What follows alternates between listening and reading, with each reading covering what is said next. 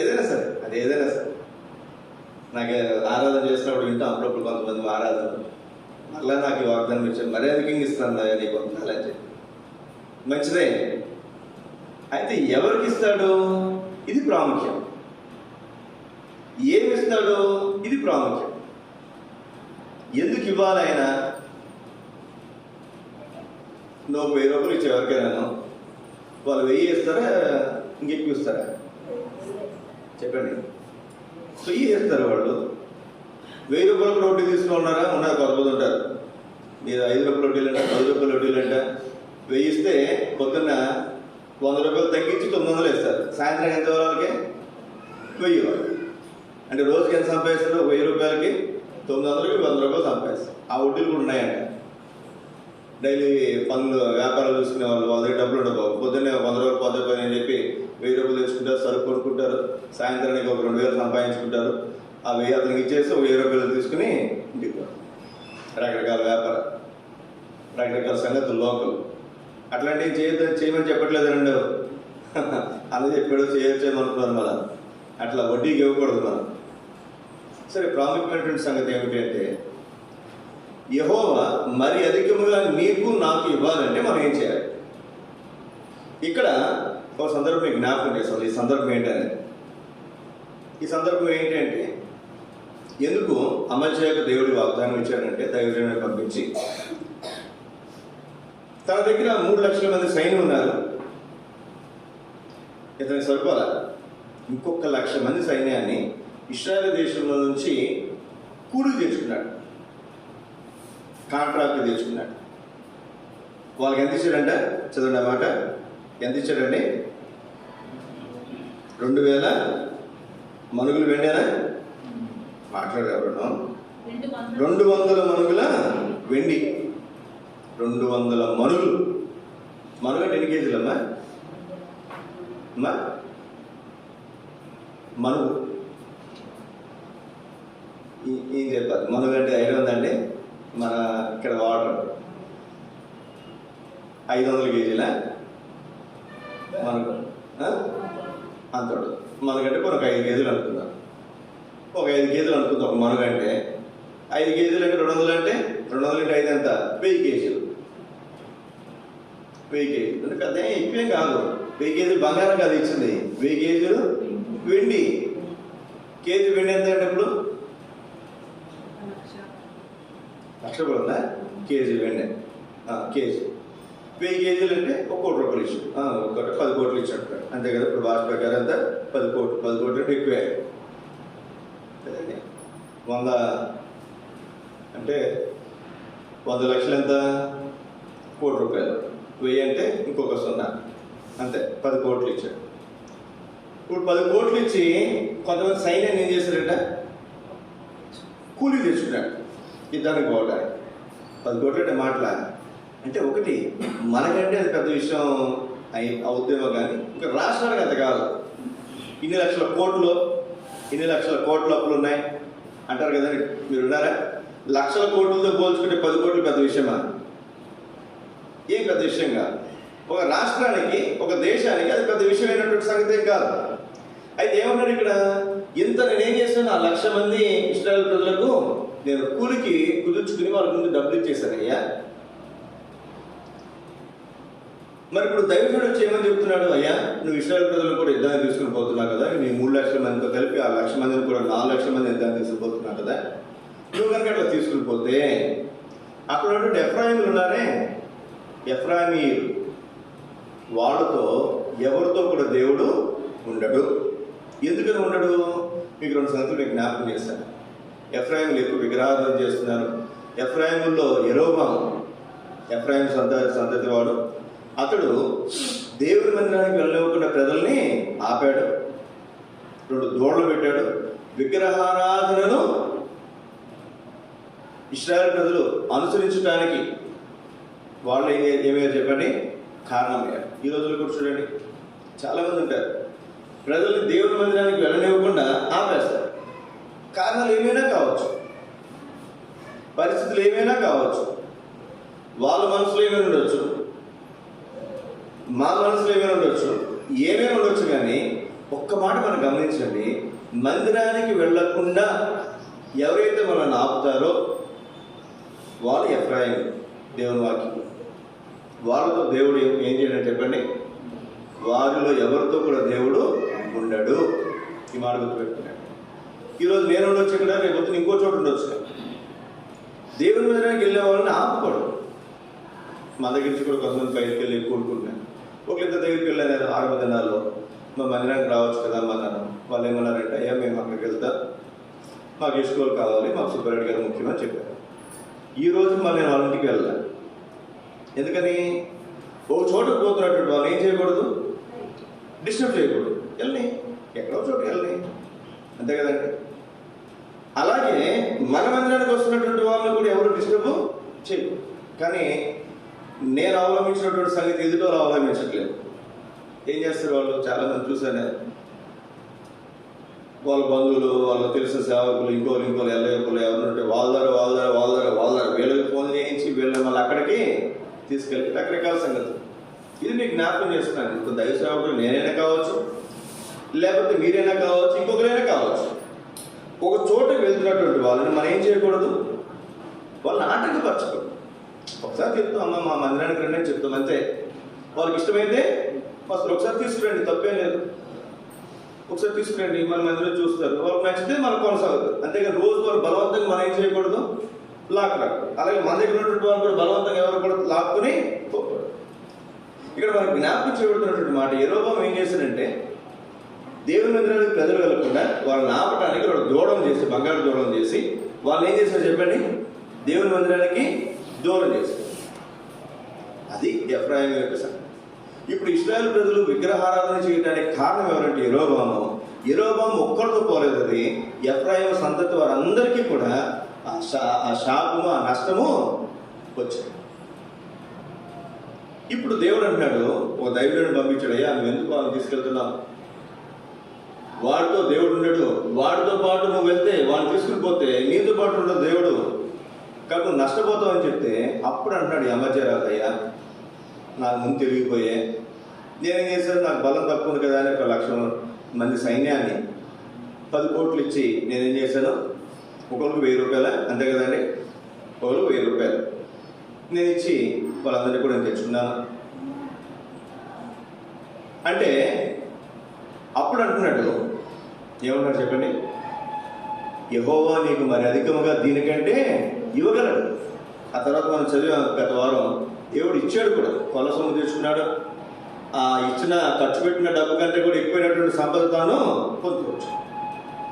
మనం గమనించాల్సింది ఏంటంటే, ఒక్క మాట, ఈ వాగ్దానం మన జీవితంలో నెరవేర్చబడాలంటే, అక్కడ అమర్జ జీవితంలో ఈ వాగ్దానం నెరవేర్చబడడానికి అమర్జ ఏం చేశాడు చెప్పండి,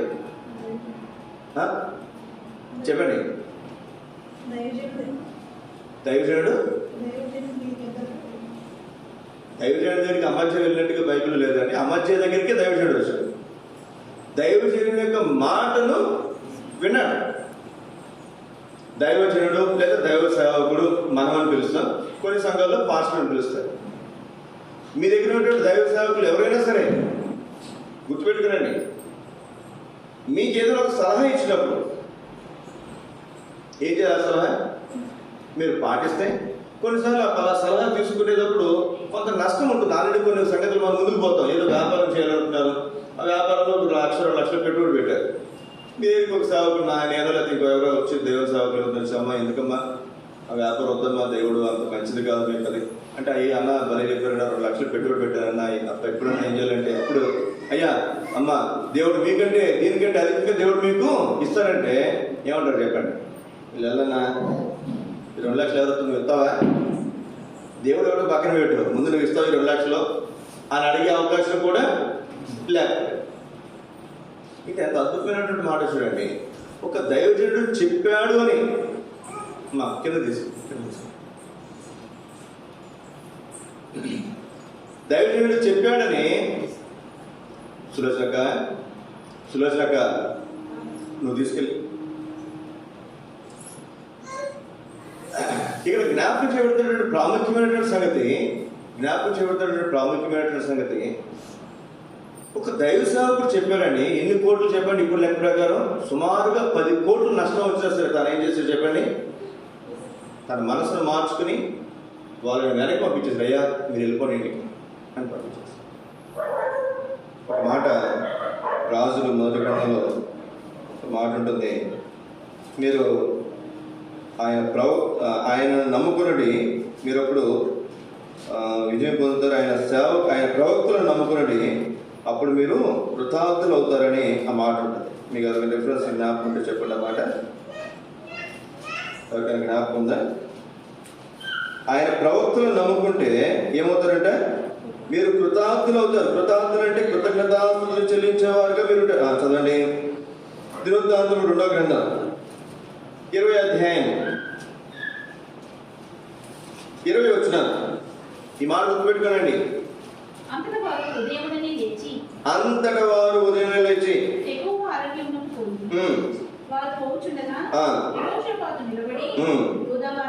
యోధావారులారా, యెరూషలేము కాపులస్తులారా, ఎవరి మాట రాలంట?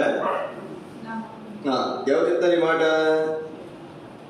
ఎవరు చెప్తారండి మాట? దేవుడు చెప్తున్నాడు, మంచిదే. ఎవరు చెప్తారు ఇక్కడ? రాజులు. అట్లాడు ఇక్కడ ఉన్నాడు కదండి, ఎవరు నిలబడ్డాడు ఇక్కడ?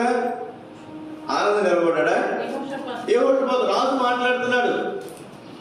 రాజు నిలబడి ఒక మాట చెప్తున్నాడు. ఈ మాట జాగ్రత్తగా చదవండి. మీ దేవుడైన యెహోవాను నమ్ముకునుడి. నాతో పాటు చెప్పండి ఈ మాట. మీ దేవుడైన యేసుక్రీస్తును నమ్ముకునుడి.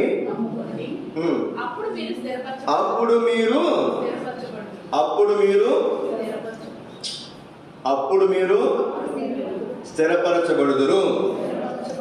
ఆయన ప్రవక్తలను నమ్ముకునుడి, అప్పుడు మీరు కృతార్థులవుదురు. దేవుని నమ్ముకుంటే స్థిరపరచబడతారు. దేవుని నమ్ముకుంటే ఏమవుతుందో చెప్పండి? స్థిరపరచబడతారు. ఆయన ప్రవక్తలను, ఆయన దైవజనులను, ఆయన సేవకులను నమ్ముకుంటే ఏమవుతామండి? కృతార్థులం అవుతామండి. అమ్మా కృతజ్ఞతా కుడికి పెట్టుకోండి అమ్మా. మీరు కృతజ్ఞతా కుడికైనా పెట్టుకోనండి, లేకపోతే నేను మీ దగ్గర స్వాత కుడికైనా పెడతానని చెప్పాను. నువ్వు ఏం పెడతావో చూస్తా అన్నట్టుగా కూర్చున్నాడు అందరూ. నువ్వు ఎలా పెడతావో చూస్తా అన్నట్టుగా కూర్చున్నారు ఒక్కొక్కరు. అందుకే ఎవరికి ఆశీర్వాదాలు రావట్లేదు. చాలా మంది నేను చూస్తున్నా. నేను ఎలా ఉన్నారంటే ఎక్కడ వేసుకోగా అక్కడే ఉంది. లాస్ట్ ఇయర్ ఎక్కడ ఉన్నాం, ఇప్పుడు కూడా అక్కడ. లాస్ట్ ఇయర్ ఎంతవరకు వచ్చింది, ఇప్పుడు కూడా అంతవరకు వచ్చింది. ఒక కావడి ఇద్దరు చెప్పారు. ఒకళ్ళు మా దాగారు, ఇంకొకళ్ళు చెప్పారు, అన్న యాదవ్ మీటింగ్ పెట్టాను మా ఇంట్లో అన్న. సరే నువ్వు చూసి పెడతానని చెప్పాను. ఏమో ఎందుకు ఇప్పుడు అడుగుతున్నావు అంటే, నువ్వు చెప్పావు కదన్నా ప్రతి ఒక్కరి ఇంట్లో మీటింగ్ పెట్టుకున్నావు కదా, చెప్పావు కదా, అందుకే మా ఇంట్లో మీటింగ్. మళ్ళా చెప్తున్నా మీకు, ముక్కు పిండి వసూలు చేసే సేవకులు వస్తారు మా తర్వాత, గుర్తుపెట్టుకోండి మాట. మేమేం చెప్తున్నాం? ఇంట్లో కృతజ్ఞత గుడి పెట్టుకోనండి. మీకు డబ్బులు ఉంటే దేవుడు చేసిన మేలు బట్టి మీరు దేవుడు శుద్ధించాలనుకుంటే మీరు అందరికి భోజనం ఏర్పాటు చేసుకుని కృతజ్ఞత గుడి పెట్టుకోనండి. ఒకవేళ అంత డబ్బులు అనుకూలత లేదు, ఏం చేయండి? సువాత గుడి పెట్టుకోనండి. ఒక్క పాల ప్యాకెట్ తీసుకోనండి, 30 రూపాయలు 50 రూపాయలు అయిపోతుంది సువాత గుడి. అది కూడా లేదు, అది కూడా ఇవ్వద్దు అసలు. మాకు ₹1 ఇవ్వద్దు, మాకు గిఫ్ట్ ఇవ్వద్దు, పాలు మాకు టీ ఇవ్వద్దు, ఏమి ఇవ్వద్దు. మమ్మల్ని మేము పెడతామంటే రండి అని చెప్పండి. బిగిసిపోయి నువ్వు అంటే మళ్ళీ తంట, నువ్వు అంటే మళ్ళీ ఇంకో తంట అని చెప్పి మీటింగ్ పెట్టొద్దని అనలేము. మళ్ళీ అన్న చెప్పాడు కదా అని చెప్పి మళ్ళీ వద్దని అనలేము. అలా అని బిగిసిపోతారు కొంతమంది. అట్లా ఉండకండి. ₹1 కూడా ఖర్చు పెట్టకండి. మీ ఇంటిని ఆధారం చేసుకుని సువాస చేయడానికి అవకాశం ఇవ్వండి. చెప్పారు, ఇప్పటికి చెప్తాను 8 సంవత్సరాలు అంటే. ఎంతమంది కృతజ్ఞత గుడ్లు పెట్టుకున్నారు చెప్పండి? చాలా. ఏదో మీటింగ్ పెట్టుకోమంటే మీ ఆస్తులను మాకు రాసిచ్చమన్నంతగా ఫీల్ అయిపోతారు అందరూ కూడా. నాకు అర్థం కావట్లే. ఒక్క పూట ఒక 2 గంటలు ఉంటామని మీ ఇంట్లోనే, మీరు ఉన్న తర్వాత మళ్ళీ వచ్చేస్తాం మేము ఇంటికాడ నుంచి.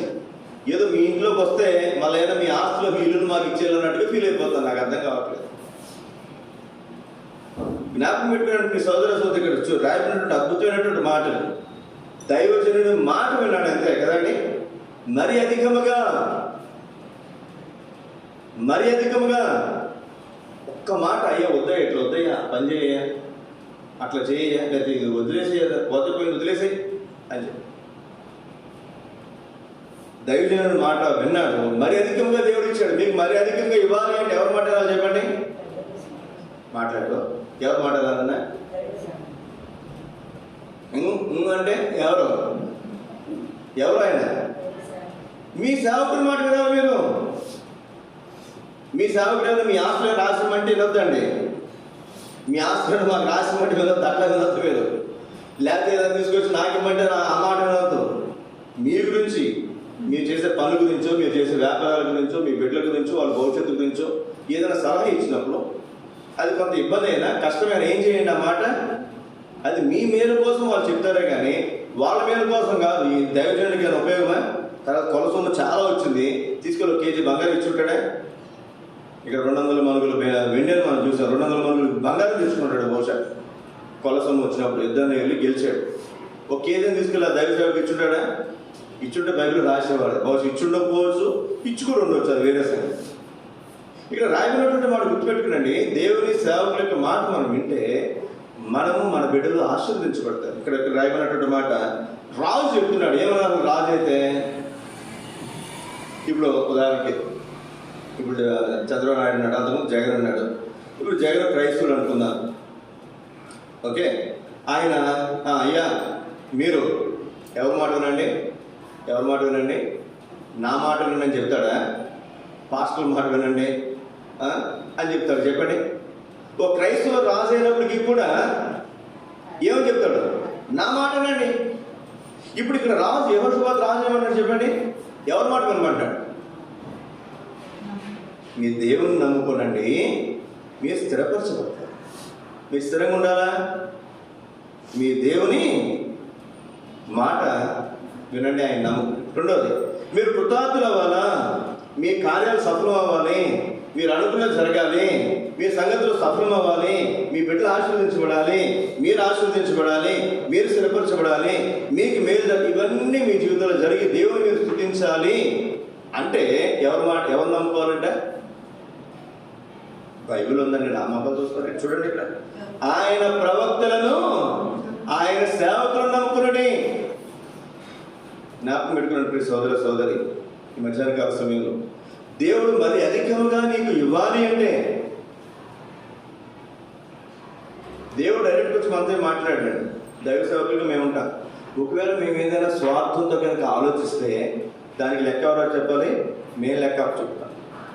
మేము ఏదైనా మా స్వార్థ ప్రయోజనాల కొరకు మిమ్మల్ని తప్పుదోవ పట్టిస్తే, మా స్వలాభం కోసం మిమ్మల్ని ఏమైనా తప్పుదోవ పట్టిస్తే దేవుడు డబుల్ మాకు పనిష్మెంట్ ఇస్తాడు. గుర్తుపెట్టు.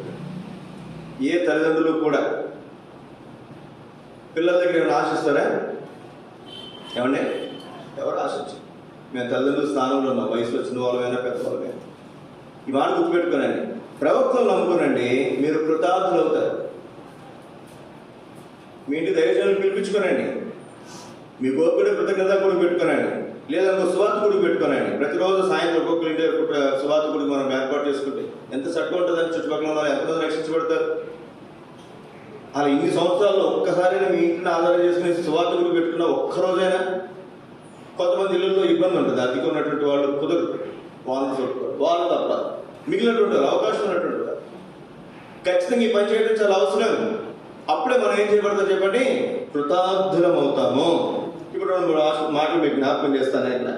ఇక్కడ యెరోబాము గురించి మనం మాట్లాడుతూ వచ్చాం కనుక, యెరోబాము తాను ఎఫ్రాయిముడు. తాను ఎవరు చెప్పండి? ఎఫ్రాయిముడు. దేవుని మందిరానికి ప్రజలు వెళ్ళనివ్వకుండా తన స్వార్థం కోసం. ఎవరి స్వార్థం కోసం అండి? దేవుని మందిరంలో ఏమైనా వేరే సంగతులు ఉన్నాయా? దేవుని మందిరంలో అన్యాయం, అక్రమం జరిగిపోతుందా? అదేం కాదు. తాను రాజు అయ్యాడు. ఇది ఒక పెద్ద రాజ్యం, ఇశ్రాయేల్ దేశం అనుకుంటే 10 గోత్రాలకు ఎవరు రాజు? యెరోబాము రాజు. 2 గోత్రాలకు ఎవరు రాజు? దావీదు కుమారుడైనటువంటి సొలొమోను కుమారుడైన రెహబాము రాజు. ఈ చిన్న రాజ్యంలో దేవుని మందిరం ఉంది. అర్థమవుతుందండి? ఇప్పుడు ఈ ప్రజలందరూ ప్రతి సంవత్సరం దేవుని మందిరానికి వెళ్ళాలి కాబట్టి వాళ్ళు అక్కడికి వెళ్తే అక్కడ ఉన్నటువంటి ఆ రాజు వీళ్ళ మనసును మార్చేస్తాడేమో, లేకపోతే వీరు దావీదు సంతతి వైపు తిరిగిపోతారేమో. తెలంగాణ ఆంధ్ర విడిపోయినప్పుడు అక్కడ వాళ్ళు ఎక్కడికి వస్తారో, ఎక్కడ ఉన్న వాళ్ళు అక్కడికి పోతారు. అట్లా కొంత మనసు చలించే వాళ్ళు ఉంటారు. అదే ఆ రాష్ట్రం బాగుంది అని అటు వచ్చిన ఉంటారు, ఈ రాష్ట్రం బాగుందని ఇటుపోయిన వాళ్ళు ఉంటారు కదండి. ఈ దేశం నుండి కూడా మన యూదా దేశానికి వెళ్తే బాగుండు అనుకుంటారేమో వీళ్ళందరూ అటు తిరిగిపోయి నన్ను ఏం చేస్తారు, చంపేస్తారేమో. అట్లా చేశారా? రెహబాము కానీ తన సంతతి వారు కానీ దావీదు సంతానం ఎవరైనా సరే వెళ్ళి అట్లా చేసినట్టుగా బైబిల్ ఉందా? ఓ చోట యుద్ధానికి పోయాడు. ఏమైనా ఏం చేయాలి? రెహబాముని ఓడించి మళ్ళీ రాజ్యం అంతా సంపాదించుకోవాలంటే దేవుడు ముందు చెప్పాడు రెహబాముతో. ఏమన్నా చెప్పండి, జరిగినది నా వల్లనే జరిగింది. నువ్వు యుద్ధానికి పోతాడు అంతే. నేను ఈ 2 గోత్రాలు నీకు ఉంచింది నేనే. ఆ 10 గోత్రాలు వాళ్ళకి ఇచ్చేసాను, 10 గోత్రాలు ప్రజలకు. వాటితో నీకు సంబంధం లేదు. ఇంకా ఈ 2 గోత్రాలు మాత్రం నీకు. తర్వాత రెహబాము ఇప్పుడే యుద్ధానికి పోయినట్టుగా బైబిల్ ఉందా? ఎక్కడా పోయినట్లేదు. అంటే దేశాన్ని ఆక్యుపై చేసుకోలేదు. అయితే ఇక్కడ గమనించాల్సినటువంటి మాట ఏంటంటే, యెరోబోము తన స్వార్థం కొరకు, అర్థమవుతుందండి, సౌలు ఏ విధంగా అయితే తన స్వార్థం కొరకు, తన తర్వాత తన కుమారుడు రాజు అన్నటువంటి స్వార్థం కొరకు దావీదుని చంపడమే పనిగా పెట్టుకున్నాడో, అలా యెరోబోము ఏం చేస్తాడో చెప్పండి. అక్కడైతే తన స్వార్థం కొరకు దావీదుని ఒకనే చంపాలనుకున్నాడు సౌలు. అందుకే సౌలు యోనాతాను మాత్రం చనిపోయారు. తన సంతతి వారు అందరూ ఉన్నారు చాలా మంది. కానీ ఇక్కడ మనం చూస్తాం యెరోబోము జీవితంలో ఈ మాట చాలా జాగ్రత్తగా గమనించండి. యెరోబోము ఎప్పుడైతే దేవుని మందిరానికి వెళ్ళకుండా దేవుని ప్రజలను ఆపాడో, మళ్ళా చెప్తున్న ఈ మాట, దేవుని మందిరానికి వెళ్ళకుండా దేవుని ప్రజలను ఆపాడో, ఇప్పుడు అక్కడ నుంచి రాయబడినటువంటి మాట. ఇప్పుడు మీరు జాగ్రత్తగా ఆలోచించండి. 2 దూడలు చేశాడు, ఒకటి బేతులో పెట్టి ఒకటి దానిలో పెట్టాడు కదండి. ప్రజలందరూ ఎక్కడికి పొమ్మన్నాడు? ప్రజలందరూ ఎక్కడికి పొమ్మన్నాడు? చదవండి అన్నమాట. రాజుల మొదటి గ్రంథం 14వ అధ్యాయం. రాజుల మొదటి గ్రంథం 14వ అధ్యాయము. దానికి ముందు ఒక మాట మీకు జ్ఞాపకం చేస్తాను నేను. 12వ అధ్యాయం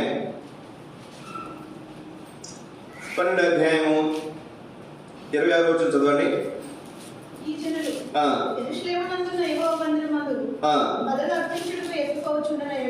మందిరానికి కనుక ప్రజలు వెళ్తే ఈ జనుల హృదయం యోధా రాజైన రెహబామును. ఎవరండి ఈ 10 గోత్రాలకు యజమాని? ఎవరు? యెరోబోము. కానీ తాను ఏమనుకున్నాడు తన మనసులో? తమ యజమాని తట్టు తిరిగిపోతుందేమో. అంటే ఈ యెరోబోము రాజు కాదు అసలు, వాటి పనివాడు. పనివాడు మనసు ఎప్పుడు పనివాడు మనసులాగా ఉంటుంది, అది గుర్తుపెట్టుకున్నాడు. అర్థమవుతుందండి? పనులను తీసుకొచ్చి మన రాజు కూర్చోబెట్టిన వారి మనసు ఆలోచన కదా ఎట్లా ఉంటుంది? అట్లాగే ఉంటుంది, గుర్తుపెట్టుకోండి. బాగా చదువుకున్నటువంటి వ్యక్తి రాజు అయితే తన ఆలోచన ఒకలా ఉంటుంది. ఏమి చదువుకున్నటువంటి వ్యక్తి పనిచేసుకున్న రాజు అయితే తన ఆలోచన ఒకలా ఉంటుంది. ఇక్కడ మనం చూస్తే తమ యజమాని తట్టు, నేను కదా రాజుని, నేను కదా వారికి యజమాని అనుకోవట్లే. ఇప్పుడు సరే వాళ్ళందరూ తిరిగిపోతారేమో, అప్పుడు వారు నన్ను చంపి రెహబాము వద్దకు మరలా వెళ్ళిపోతారేమో, రాజ్యం మరలా దావీదు సంతతి వారిని అవుతుందేమో అని హృదయం తలంచి చాలండి. ఇదంతా తన ఊహలో చాలా దూరం పోయాడు అయ్యగారు కదండి. ఇదంతా ఏమైనా కొంచెమైనా అక్కడ ఆధారం ఉందా? రెహబాము వాళ్ళు రావటం కానీ యుద్ధం చేయడం కానీ ఏదైనా చేయడం అక్కడైనా ఏమీ లేదు. 1 సంవత్సరం కూడా అక్కడ పోనేలా. చాలా ఊహించుకుంటారు, అమ్మో అక్కడికి వెళ్తే నేను కూడా ఫస్ట్ అనుకునేవాడు, ఎవరినట్టు వెళ్తే మళ్ళీ వాళ్ళ మనసు ఎట్లా మార్చేస్తారు అనుకుని ఇప్పుడు నాకు అలవాటు అయిపోయింది. ఇప్పుడు కూడా సరే ఎక్కడికైనా వెళ్ళి వాళ్ళకి ఎక్కడ మంచిది అనిపిస్తే అక్కడికి వెళ్ళి మందిరానికి వెళ్ళి అనుకున్నాను, ఇంకోటైనా అనుకున్నాను. ఎక్కడ వాళ్ళకి దేవుడు నెమ్మదిస్తే అక్కడే ఉంటారు, అది మంచిది కదండి. ఎక్కడ నెమ్మదిస్తే దేవుడు వాళ్ళకు. ఇక్కడ రాయబడినటువంటి మాట, తను ఊహించుకొని మందిరానికి వెళ్ళిపోతే, యూదా దేశానికి వెళ్ళిపోతే వాళ్ళందరూ అటు వెళ్ళిపోయి నన్ను చంపేసి మళ్ళీ రాజ్యం అంతా దావీదు సంతతి అయిపోతేమో. ఏమంటే దావీదు మీదకి వచ్చినందుకు సౌలు తన ప్రాణాన్ని పోగొట్టిన సంగతి యెరొబోము తెలియదా? తెలుసు. ఇప్పుడు మీరు జాగ్రత్తగా ఆలోచన చేయండి. మందిరం జోలికి వచ్చినటువంటి వాళ్ళు మీరు ఇప్పుడనే కాదు, మన సిగరాకుండా కాదు, ప్రపంచం ఎక్కడికైనా పోండి, ఏ దేశమైనా పోండి, ఏ రాష్ట్రమైనా పోండి, ఏ మండలం, ఏ జిల్లా, ఏ ఊరు, ఏ మందిరానికైనా మీరు పోండి, మందిరానికి విరోధంగా ప్రవర్తించినటువంటి వారు, పరిచర్యకు కానీ మందిరానికి కానీ విరోధంగా ప్రవర్తించినటువంటి వారు, ముఖ్యంగా బయట ఉన్నటువంటి వారి గురించి మాట్లాడుతున్నారు. క్రైస్తవులైన కూడా దేవుని మందిరానికి వేరుగా ప్రవర్తించే వాళ్ళు ఉంటారు, దేవుని పరిచర్యకు ఆటంగా ప్రవర్తించే వాళ్ళు ఉంటారు. చెప్పండి, ఉంటారు. వాళ్ళ కుటుంబాన్ని మీరు ఆలోచన చేయండి. ఒక ఊరు, మీ ఊరు తీసుకురండి, మీరు ఎక్కడి నుంచి వచ్చారు, ఆ ఊళ్ళో చూడండి. కావాలంటే మీ సొంత ఊళ్ళో పరిస్థితి ఎట్లా ఉందో ఆలోచన చేయండి. ఇక్కడ ఉంటున్నటువంటి ఊళ్ళో ఎలా ఉందో పరిస్థితి ఆలోచన చేయండి. దేవుని మందిరానికి విరుద్ధంగా, దేవుని పరిచర్యకు వేరుగా ప్రవర్తించేటువంటి వారు, వారి కుటుంబాలు, వారి బిడ్డలు, వారి పరిస్థితులు ఎట్లా ఆలోచించండి. ఇంత తెలిసి కూడా యెరొబోము ఏం చేశాడు చెప్పండి? మళ్ళా దావీదు సంతతి వారికి విరోధంగా తాను పోతుంది. దావీదు ఏమైనా చేశాడా? సౌలు మీదకి ఏమైనా వచ్చాడా? రాలా. దావీదు మౌనంగా ఉంటే దావీదు మీదకి పోయాడు సౌలు. ఇప్పుడు యెరొబోము ఇప్పుడు ఎవరి మీద పోతున్నాడు? రెహబాము మీద పోతున్నాడు, మందిరం మీద పోతున్నాడు. మందిరానికి ప్రజలు వెళ్ళకుండా ఆఫ్ చేస్తున్నాడు. 2 దూడలు చేశాడు. ఇప్పుడు చదవండి మాట 28 వచ్చిన ఏ దూడలు అంటే మామూలు దూడలు కాదండి, బంగారపు దూడలు చేయించి జనులను పిలిచి ఏందండి ప్రజలు వచ్చి చెప్పారు, అయ్యా మేము అంత దూరం వెళ్ళామే మందిరానికి అని ప్రజలు చెప్పారా? ఏం చెప్పలే. ఈయన అంటున్నాడు, ఏమన్నా చెప్పండి, అయ్యా మీరు యెరూషలేము వరకు పోవాలా మందిరం కోసం, మీకు చాలా కష్టం కదా. ఐగుప్తు దేశంలో నుండి మిమ్మల్ని రప్పించిన మీ దేవుడు ఇవే అని చెప్పి, ఈ దోళ్ళే అని చెప్పి, దేవుడు కాదంట, ఈ దోళ్ళు ఐగుప్తు నుంచి మిమ్మల్ని నడిపించిన ఎవరు తెలుసా మీకు? ఏదో సామెత ఉంది, పిల్లొచ్చి గుడ్డు వచ్చి తల్లిని ఎక్కిరించిందంట. గుడ్డుకి ఎంటికలు లేవంట, ఏకలు లేవంట. అమ్మమ్మ నీకు ఏకలు ఎక్కడి నుంచి వచ్చాయని దాన్ని ఎక్కిరించిందంట. అట్లా ఉంది సార్. యెరొబోము ముందు పుట్టాడా, ముందు ఇశ్రాయేలు ముందు పుట్టారా? ఎవరికి ఎక్కువ తెలుసు చెప్పండి? ఏమన్నాడు? ఐగుప్తు నుంచి మిమ్మల్ని విడిపించింది ఎవరు? ఎవరండి? ఈ రోజుల్లో నేను కూడా చెప్పుకోవచ్చు, అయ్యా నేను రక్షణ నడిపించింది ఎవరో? నేను ఒక వ్యక్తి రక్షణ నడిపించగలను. ఏదో దేవుడు నాకు అనుమతిస్తే నేను ఆ వ్యక్తిని సువార్త చెప్తే ఆ వ్యక్తి రక్షించబడవచ్చు, అంతే కదండి. నేను అనుకుని నేనేం చేయలేను, దేవుడు అతను రక్షిస్తాడు. నా ద్వారా నన్ను ఒక సాధనంగా వాడుకున్నాడు అంతే. ఈ రోజు ఎట్లానంటే మేము ఇప్పుడు కాదు, సంఘటన ఉంది. ఏమన్నా చెప్పండి, నేను క్రీస్తు వాడను, నేను కేఫా వాడను, నేను పౌలు వాడను, నేను అప్పుల్లో వాడను కదండి. ఈ రోజుల్లో కూడా రకరకాల సంగతులే కానీ చెప్తూ అనవసరం అయింది. ఇప్పుడు అన్నీ మనకు బాగా తెలుసు. మనుషులు ఆధారం చేసుకోవద్దు, మాకు పలానా ముఖ్యం, మాకు పలానా ముఖ్యం, మాకు పలానా ముఖ్యం. ఎవరు కూడా, ఈ వ్యక్తులు ఎవరు కూడా, నాలాంటి వాళ్ళు కూడా, లేదా నేను కూడా మిమ్మల్ని పరలోకానికి తీసుకుని వెళ్ళలేదు. ఏ సేవకుడు మిమ్మల్ని పరలోకానికి తీసుకుని వెళ్ళలేడు, గుర్తుపెట్టుకుని తీసుకుని వెళ్ళలేడు. ఎవరు తీసుకెళ్తారు? దేవుడు తీసుకెళ్తారు. ఎవరు తీసుకెళ్తారు? దేవుని సహవాసం తీసుకెళ్తారు, ఒక సంఘం తీసుకెళ్తారు, ఒక మందిరం మిమ్మల్ని పరలోకానికి తీసుకెళ్తారు. కాబట్టి ఎవరు నమ్ముకోవాలి మీరు? దేవుని మందిరాన్ని, దేవుని మందిరాన్ని, దేవుని సహవాసం నమ్ముకోవాలి. ఏదైనా విషయాల్లో మీకు ఏదైనా సేవకు లేదని చెప్పినప్పుడు మీరు నమ్మాలనుకుంటే నమ్మితే దేవుడు మీకు ఆ విషయంలో దేవుడు మీకు ఆశీర్వాదంగా మరి కలిగజేస్తారు. ఒకవేళ నేను ఏదైనా చెప్పాను, మీకు మేలు జరిగింది, అయినంత మాత్రం నేనే మీకు దేవుడు ఉండకూడదు. ఈ మధ్యన ఒక ఆయన సతీష్ కుమార్ గారు పుట్టినరోజు జరిగింది, చూసడం వల్ల పాట రాశారు. ఆ పాటలో క్రీస్తు కనపడాడు, సతీష్ కుమార్ గారే కనపడతాడు. మీరు వినండి కావాలంటే. క్రీస్తు వాళ్ళని నడిపించలే, క్రీస్తు వాళ్ళని కల్లా, క్రీస్తు కాదంటే వాళ్ళకి తండ్రి, సతీష్ కుమార్ గారే వాళ్ళకి తండ్రి. ఆయన గురించి మనం చెప్తున్నాం. మన సహవాసంలో కూడా పలానా వాళ్ళే మాకు తండ్రి, పలానా వాళ్ళే మాకు సేవకుడని పీకులు కోసుకున్నారు, ముక్కులు కోసుకున్నారు లేదా? ఉన్నా వీళ్ళు ఎక్కడి నుంచి వచ్చారు? అదిలో వాళ్ళు అక్కడ రక్షించబడ్డారు. నతనేలన్నా వాళ్ళని దేవుళ్ళు నడిపించాడు. ఇప్పుడు మీ ఏదైనా మాట్లాడి ఇన్ని రోజుల్లో దగ్గర 7 సంవత్సరాలు వాళ్ళ మందిరానికి వచ్చారు. మా అన్న ఇట్లా చెప్పాడు, మేము అన్నని అడుగుతాం, ఒక్కరోజు అనలేదు వీళ్ళెవరు కూడా. అన్నారని మీరు ఎప్పుడైనా అలా? నేను అసలు వాళ్ళని రక్షణ నడిపించలేదు, వాళ్ళు బాప్తిసం వెళ్ళాను, వాళ్ళు అక్కడ రక్షించబడ్డారు, వాళ్ళు అక్కడ బాప్తిసం తీసుకుంటారు. ఏం మాట్లాడాలి అసలు? ఏదైనా సందర్భం వస్తే నాకు తెలుసో తెలియకుండా అయినా సరే వాళ్ళు మా అన్న అడుగుదాం అని చెప్పి అన్నం కనుక్కొని చేద్దాం, నాకు తెలుసుకుంటారు అటువంటి ఆలోచన వాళ్ళు కాదు. ఈ రోజులు అట్లా లేరు. మాకు పలానా ముఖ్యం, పలానా ముఖ్యం, పలానా ముఖ్యం. ఇక్కడ చూడండి ఏమైతే ఎంత నష్టం జరిగిందో. 2 దూరం చేసి మీరు యెరూషలేముకి వెళ్ళడానికి, మందిరానికి వెళ్ళడానికి మీకు బాగా కష్టమయ్యా.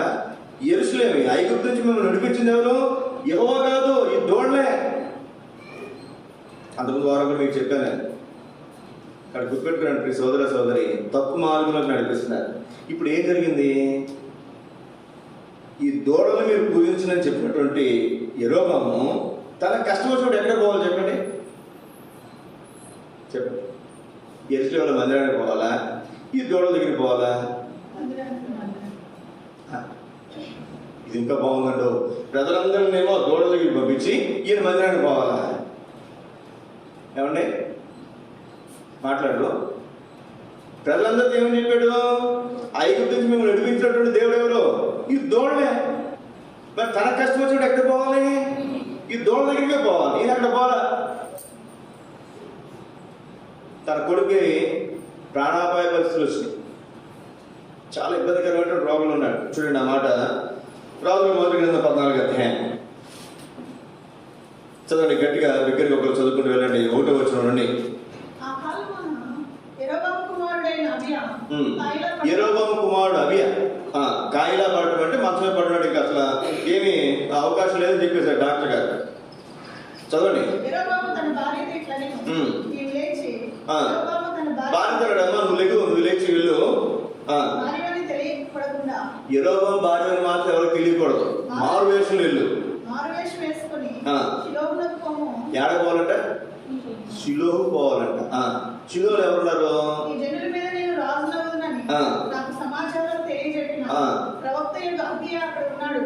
ప్రవక్త ఉన్నాడు అక్కడ.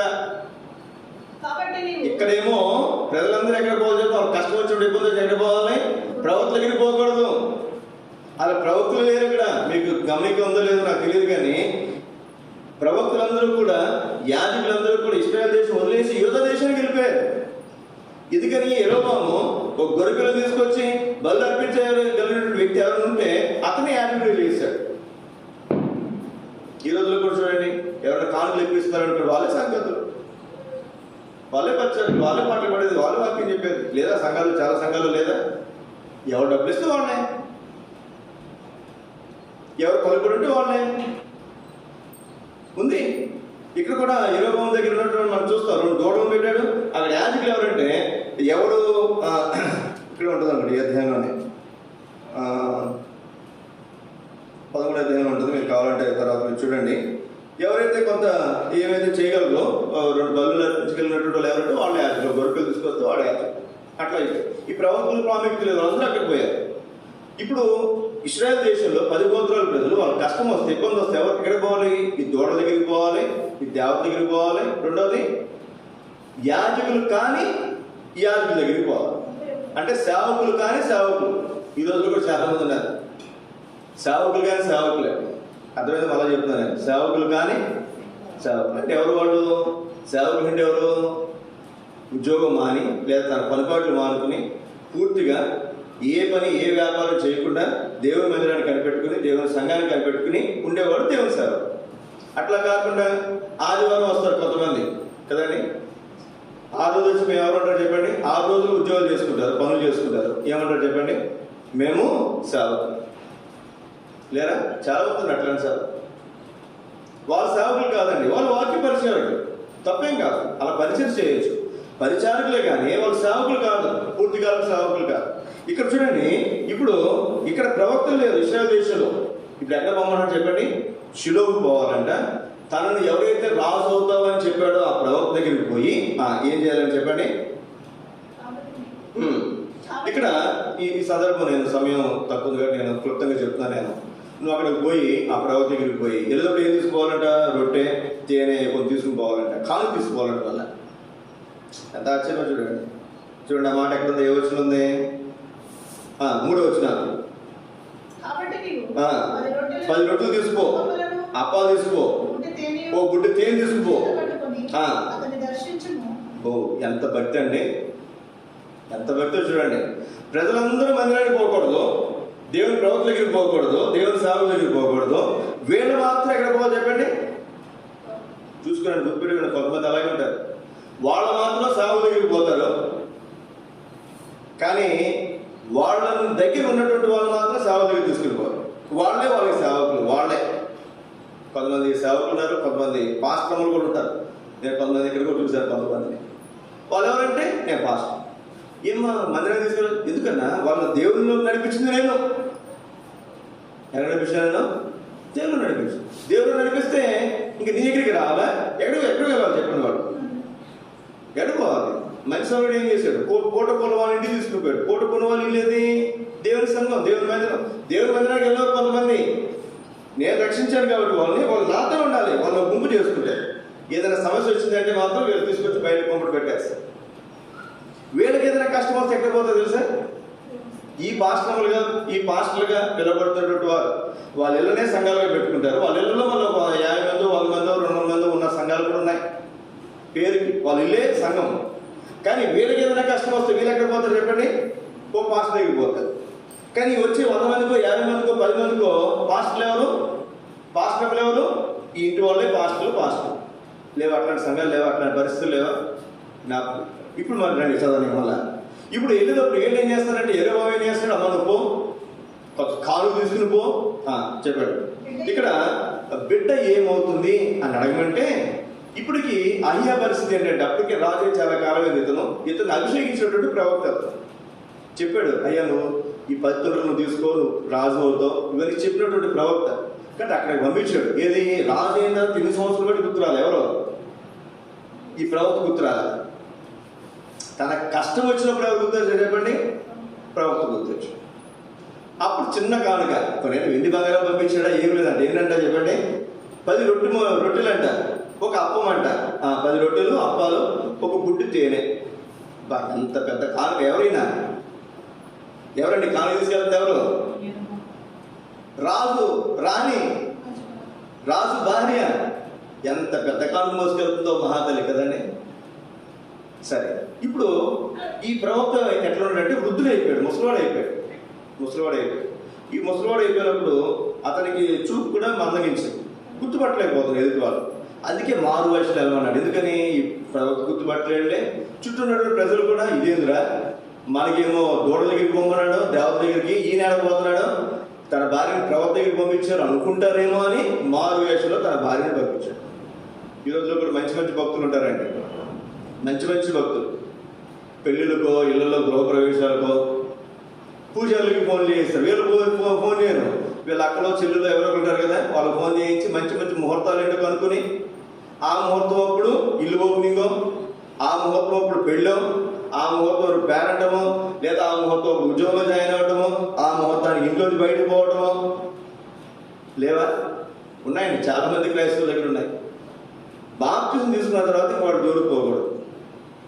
ప్రభువులలో పాల్గొని పొందుతున్న తర్వాత ఆచారాల జోలికి, పద్ధతుల జోలికి మనము పోకూడదు. అయితే పూర్తిగా అట్టుండు, నేను ఎవరు కాదన్నారు? లేదు నాకు ఏసే కావాలని రక్షణ పొంది బాప్తిజం తీసుకుని ప్రభువులలో పాల్గొని పొందితే నువ్వు ఇటుండు, మళ్ళీ ఆచారాల జోలికి, పద్ధతి జోలికి మనం పోకూడదు. సరే, ఇప్పుడు ఈయన అక్కడికి వెళ్ళేసరికి దేవుడు ముందే చెప్పాడు. ఎవరు చెప్పండి? అయ్యా నీ దగ్గరికి ఎరవ భార్య వస్తుంది. ఎలా వస్తుంది తెలుసా? మారు వేషంలో వస్తుంది. నువ్వు ఆవిడికి చెప్పాల్సిన విషయాలు చాలా ఉన్నాయి.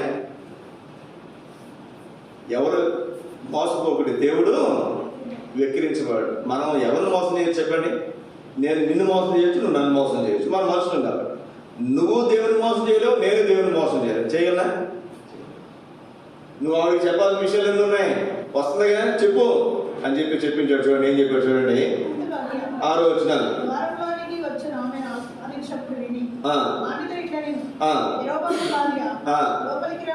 ఏమన్నా చెప్పండి?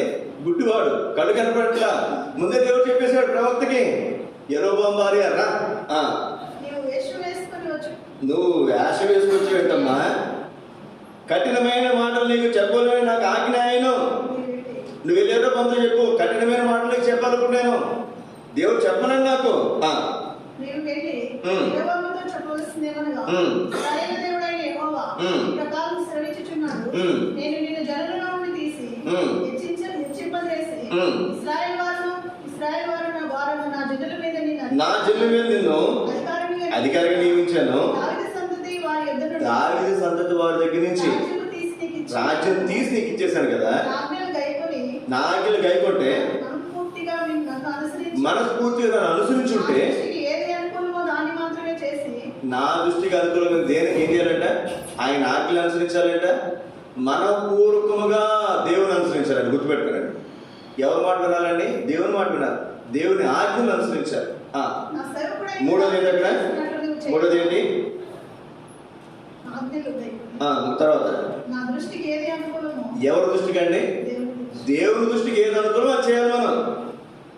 నా దృష్టికి ఒకటి ఉంటుందండి, ఈయన దృష్టికి ఒకటి ఉంటుందండి. ఆయన దృష్టికి ఎవరికి అనుకూలంగా వాళ్ళు చేసుకుంటూ పోవటం కాదు ఇది. ఎవరికి ఇష్టానుసారంగా వాళ్ళు ప్రవర్తించడానికి కాదు ఇది. దేవుని ఇంట్లో దేవుని దృష్టికి ఏది అనుకూలం అది చేయాలి. నేను చేసినా మీరు చేసినా దేవుని దృష్టికి ఏది అనుకూలమో, ఇది దేవుడు మెచ్చుతాడా కాదా, ఇది దేవుని దృష్టికి అనుకూలమా కాదా అని ఆలోచించుకొని నేను చేసే ప్రతి పరిచర్య నువ్వు కూడా దేవుని దృష్టికి అనుకూలమైన నువ్వు చేస్తుంటే అలా నువ్వు చేయలే. అలా నువ్వు చేయకుండా దావీదు చేసినట్టుగా నువ్వు చేయలేదు. నీకంటే ముందుగా ఉండిన వారందరికంటే అధికముగా కీడు చేశావు. నన్ను బొత్తిగా విసర్జించావు. దేవతలను విగ్రహాలు పెట్టుకున్నావు. నా కోపం పుట్టించావు.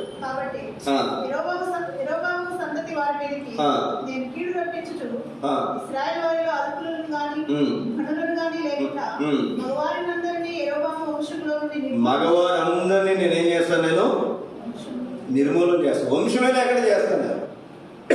బైబిల్ చరిత్రలు నాకు తెలిసి ఒక వంశం లేకుండా చేసింది ఎవరిని అంటే గుర్తుపెట్టుకుని, ఎవరిని చెప్పండి? యెరోబాము సంతతి. ఎందుకు చేశాడు చెప్పండి? విగ్రహాలు పెట్టుకున్నాడు. తాను పెట్టుకుంటే అది వేరే విషయం. ప్రజలందరూ దేవుని మందిరానికి వెళ్లకుండా ఆ విగ్రహం దగ్గరికి ఆపాడు. తనకు కష్టం వచ్చినప్పుడేమో దేవుని సేవకుడు కావాలి, ప్రజలకు కష్టం వచ్చినప్పుడు మాత్రం తానే సేవకుడు. ఇందాక మీకు జ్ఞాపకం చేశాను కదా, సతీష్ కుమార్ గారు, ఇంక చాలా మంది పాస్టర్లు ఉన్నారు. ప్రజలకు కష్టం వచ్చినప్పుడు ఏసు రక్తం కొనుక్కోమంటారు వాళ్ళు. వాళ్ళకి కష్టం వచ్చినప్పుడు హాస్పిటల్కి వెళ్తారు. వాళ్ళకి కష్టం వచ్చినప్పుడు ప్రార్థన చేసుకుంటారు. ఇంకా వీళ్ళకి కష్టం వచ్చినప్పుడు, ప్రజలకు కష్టం వచ్చినప్పుడు ప్రజలు ప్రార్థన చేసుకోవాల్సిన అవసరం లేదు. నేను ఎప్పుడైనా అప్పుడు చుట్టుపక్కల ఎవరైనా ఇంటికి వెళ్ళాను అనుకోండి, ఎవరైనా మీ ఇంటికి చుట్టుపక్కల ఎవరైనా వచ్చినప్పుడు ఎవరైనా బాగుంది ప్రార్థన చేయడానికి పిలుస్తారు. వెళ్తే ఎవరు ఆ పక్కన ఈ పక్కన అక్క వెళ్ళమో పుల్లమో ఎవరో వస్తారు. మాస్టర్ గారు, నేను ఏసు రక్తం పోసానండి. ఏం పోసిందంటే? ఏసు రక్తం 2 చుక్కలు నోట్లో పోసిందంటే. కొంతమంది కన్ను ఇబ్బంది అంటే చూపు కనపడలేదంట. ఆయన రోజు చొక్క వేసిందంట. ఏ చుక్క? ఏసు రక్తం ఒక చుక్క కంట్లో వేసిందంట. 2 కన్ను మొత్తం పోయింది. అట్లాంటి ప్రయోగాలు చేయకండి. కొంతమంది ఒక ఆవిడ ఇంటికి వెళ్తేనే, అయ్యా కొత్తగా పెళ్ళింది మా అమ్మాయికి, వాళ్ళ ఆయన మాట ఇంటలేదు, నువ్వు ప్రార్థన చేసి నువ్వు రోజు అన్నంలో కొంచెం కలిపి పెట్టమంటాను అంది. మా తల్లి నీకు అన్నమ్మా ఏంటంట? రోజు అన్నంలో కలిపి పెడుతుందంట. ఎవరికి? మన కొత్త భార్య ఆ భర్తకి. ఈ లోకల్లో మనం చూస్తాం, మందు పెట్టి అటు తిప్పేసుకున్న అన్నవాళ్ళు లేరా? అది నాకు గుర్తొచ్చింది. అమ్మ తల్లి నీకు దండమ్మా, ఏదైనా ఈ విషయం వాళ్ళకి తెలిసిందనుకో ముందు చేంజ్ చేస్తారు. ఎవరు పడతారు చెప్పండి? ఎవరితో అంటారు చెప్పండి? నన్ను అంటారమ్మా, నేను ప్రార్థన చేయమంటే చేస్తాను. ముందు చెప్పే సంతోషం. అలా కాకుండా బాంటి పాస్టర్ ప్రార్థన చేయడం మా అమ్మాయి కోసం ప్రార్థన ఇచ్చామనుకో, ఆవిడ నాకు చెప్పకుండా కానీ కలిపి ఉందని అనుకోనండి, బహుశా కర్మకాలే వాళ్ళకి తెలిస్తే ఏమే చెప్పినా దుబ్బు తగ్గేది. అట్లాంటి ప్రార్థన చేయించకండి ఎప్పుడు కూడా. ఇక్కడ రాయబడినటువంటి మాట చూడండి, నువ్వు అధికముగా కీడు చేసేవాడు. ఇప్పుడు ఒక వంశమే లేకుండా పోయిందండి. అందుకే మీకు చెప్పాను నేనైనా సరే గుర్తుపెట్టుకోండి మాట. దైవ సేవకులు చెప్తాను నేను దేవుడి సేవకులను మాత్రం నా ఇష్టం చేయడానికి లేదు. దేవుని మందిరానికి విరోధంగా నేను ప్రవర్తిస్తే, దేవుని పరిచయకు విరోధంగా ప్రవర్తిస్తే, దేవుని సంఘానికి విరోధంగా ప్రవర్తిస్తే, దేవుని మందిరానికి దేవుని బిడ్డలు రాకుండా వారు ఆపబడటానికి నేను కారణమైతే నా వంశం కూడా ఎట్లా అవుతుంది? యెరోబాము వలె అవుతుంది. గుర్తుపెట్టుకోండి. ఏం లేదండి, యెరోబాముకి వంశమే లేకుండా చేస్తాడు. చదవని ఒక మాట, యెరొబాము వంశము నుండి నిర్మూలన చేసి పెంట అంతా పోనట్లుగా ఒకడు అవతలికి దాన్ని ఊడ్చివేయనట్లు యెరొబాము సంతతిలో శేషించిన వారిని నేను ఊడ్చేస్తాను. పెంట చెత్త మనకి ఏదైనా పడింది అక్కడ ఏం చేస్తా చెప్పండి, దాన్ని ఊడ్చి ఇంట్లో దాచుకుంటామా, బ్యాగ్లో పెట్టుకుంటామా, బయటకు తీసుకెళ్ళి పడేస్తాం.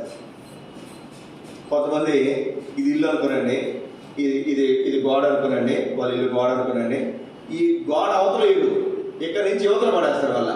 వాళ్ళ చెత్త కూడా వాళ్ళ సరిహద్దులో పడకూడదు. ఈ గోడ అవతల ఇది చెత్త వేయాలి, ఎవరి దగ్గర పడాలంటే ఇది ఉదాహరణకి ఇది మనకి ఈశాన్యం అనుకునండి, ఇది ఖాళీగా పెట్టుకుంటాం, మన బెడ్రూమ్ ఇక్కడ ఉంటుంది కదండి, వీళ్ళ బెడ్రూమ్ కూడా ఈ పక్కన ఉంటాయిగా. ఆ చెత్త అంతా ఎక్కడ పోవాలి, వాళ్ళ బెడ్రూమ్ దగ్గర పోవాలి, వాళ్ళ ముక్కులు పోయి చచ్చిపోవాలి. మన పైన ఉన్నాడు ఎక్కడ పోస్తాడు, మన ఇంట్లో పోస్తాడు. అట్లా ఈ రోజుల్లో ఉన్నటువంటి సంఘాల పరిస్థితులు అట్లా జ్ఞాపకం పెట్టుకున్నాం. మీ సోదర సోదరి, ఒక చెత్తను ఊడ్చి అవతల పడేసినట్లుగా యెరొబాము వంశంలో నుండి ప్రతి ఒక్కరిని తీసుకుని అవతల పడేస్తాడు. కాబట్టి మధ్యాహ్న కాల సమయంలో మనం గమనించాల్సినటువంటి మాట, దేవుని బిడ్డలుగా దేవుని మందిరంలో మనం చేయలేని ఏమన్నట్టు మనం చేయాలి. చేసేవాళ్ళు మాత్రం మనం ఏం చేయకూడదు చెప్పండి, ఆటంకపరచకూడదు, అభ్యంతరపరచకూడదు. అసలు వాళ్ళ మందిరానికి వెళ్ళకుండా వాళ్ళ చోటుకి వెళ్తున్నారు, వాళ్ళు అక్కడికి వెళ్ళకుండా మనం ఆటంకంగా ఉండకూడదు. ఎందుకని వాళ్ళు అక్కడికి వెళ్ళకుండా మనతో పాటు ఎక్కడో తీసుకుని పోయాం, లేదా ఎక్కడికో మందిరానికి వెళ్తున్నారు, లేదా ఒక ఇంటిలో సంఘం కూర్చొని అక్కడికి వెళ్తున్నారు, వాళ్ళు బలవంతంగా 2 వారాలు ఇక్కడ లాక్కొచ్చారు. వాళ్ళ మనసు అక్కడ ఉంది, వాళ్ళు ఇక్కడికి వచ్చారు, ఇక్కడ ఉండలేదు, మన తర్వాత అక్కడికి వెళ్ళలేదు, అటు ఇటు కారణం మధ్యలో ఆగిపోతారు. అప్పుడు లెక్క ఎవరు అడుగుతారు, ఎవరిని అడుగుతారు? దేవుడు ఎవరైతే లాక్కొచ్చారో వాళ్ళని అడుగుతారు. గుర్తుపెట్టుకోండి. ఎంతవరకు పోయిందంటే సంగతి, వంశం నష్టపోయేంత వరకు పోయింది. ఒక మాట మీకు జ్ఞాపకం చేసి ముగిస్తాను. ఇక్కడ నేను ఒక మాట మీకు జ్ఞాపకం చేస్తాను. ఇది ఆదికాండం 15వ అధ్యాయం. మొదటి వచ్చింది చదవండి.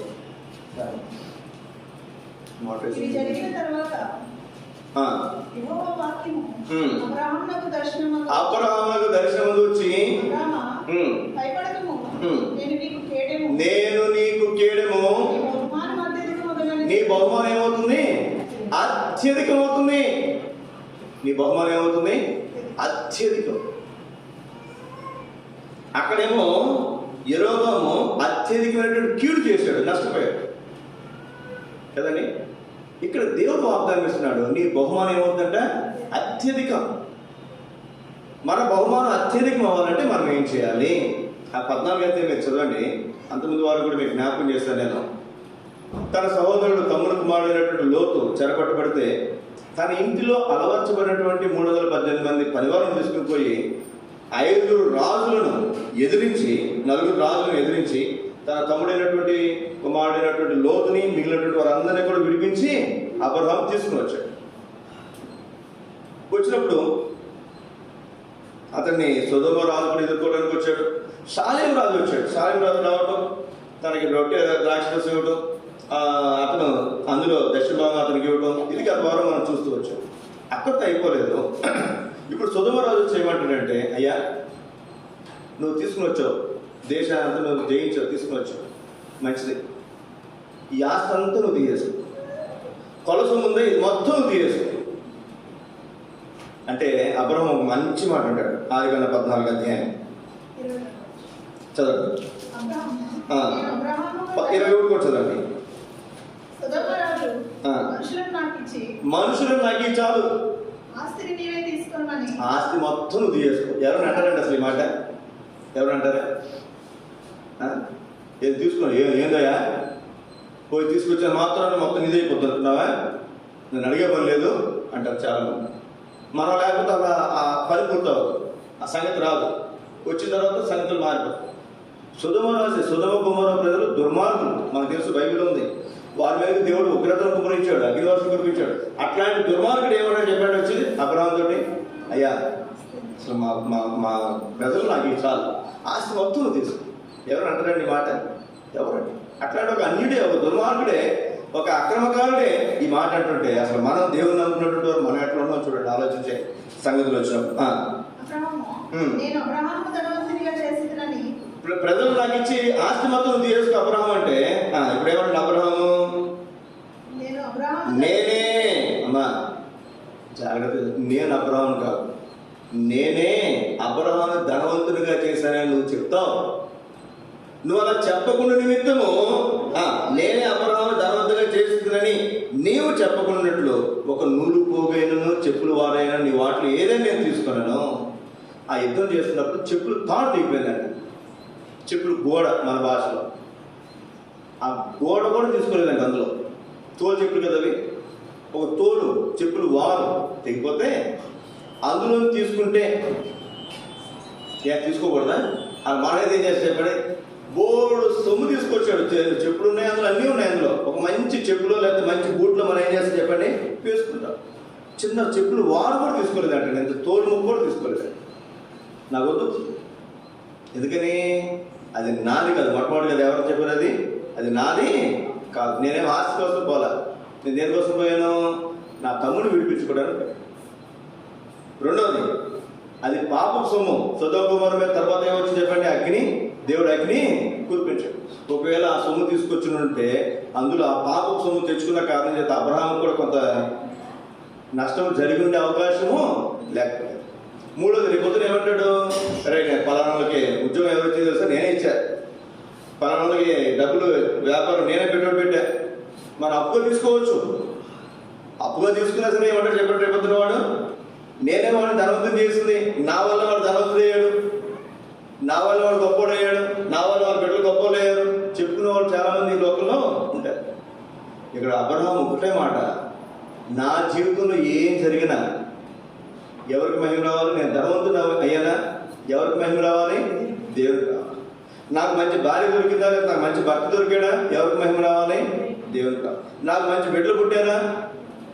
ఎవరికి మహిమ రావాలి? దేవుడికి. మంచి భవిష్యత్తు ఉందా నా బిడ్డలకు? ఎవరికి మహిమ రావాలి? దేవుడికి మహిమ రావాలి. మనమైతే వేయకుడిని మరి అన్యాయమైనటువంటి అడుగులు ఒక్కడు కూడా కాదు, అన్నీ చేస్తుంటారు. మన కోసమో, మన పిల్లల కోసమో, వాళ్ళ పిల్లల కోసమో, భర్త కోసమో, భార్య కోసమో తొక్కని అడ్డదారులు అంటూ ఉండవు కదండి.